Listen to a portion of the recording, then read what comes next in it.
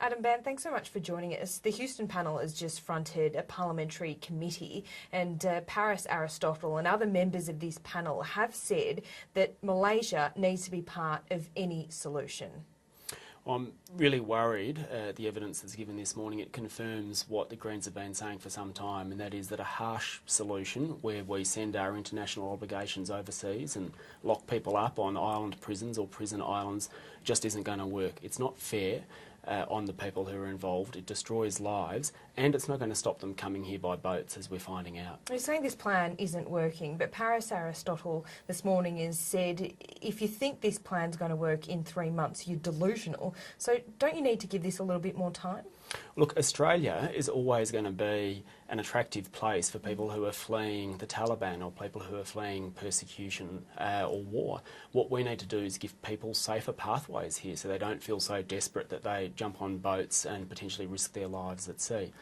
That's what we've been arguing for. It's what the United Nations is arguing for. Unfortunately, Labor seems to be trying to out-tough the coalition and maybe doing it again by trying to revive the Malaysia so-called solution. But you do support some kind of regional solution, and can Malaysia ever be a part of this equation? Would the Greens be happy with a treaty being signed, or do they have to be signatories to the UN Refugee Convention? Well, one of the things the Greens have been arguing for is to increase the processing capacity, either Australia's own processing capacity or the United Nations in places like Malaysia and in places like Indonesia, so that people aren't left there languishing in camps for years at a time, becoming hopeless and then jumping on a boat when a people smuggler offers to bring them here. So we do need a regional solution, but not one that comes at the cost of outsourcing our obligations under basic human rights. Okay, well, you don't agree with the premise of Nauru either. The panel is concerned with a lack of movement asylum seekers have, particularly on Nauru. How important is this, that this gets rectified as soon as possible?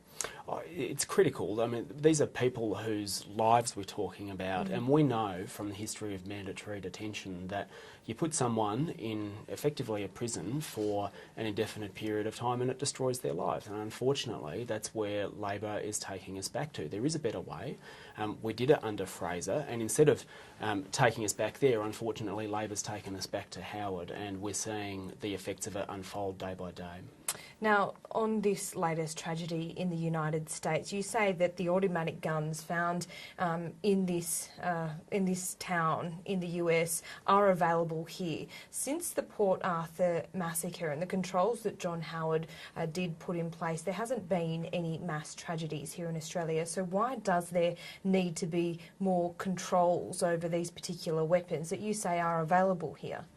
Well, I think most people would be shocked to know that a couple of the handguns that were apparently found being on the shooter's possession in the United States aren't banned and outlawed here in Australia. Now, we've had some good progress in outlawing the bigger shotguns and the bigger firearms, but as far as semi-automatic handguns go, which aren't tools of sport, I mean, they're basically killing machines that make it easy to kill people quickly, they're still available here. And what we've done in the past as politicians is in response to these tragedies is to come together from across the political spectrum and say, right, what can we do to limit this happening again and make Australia a safer place?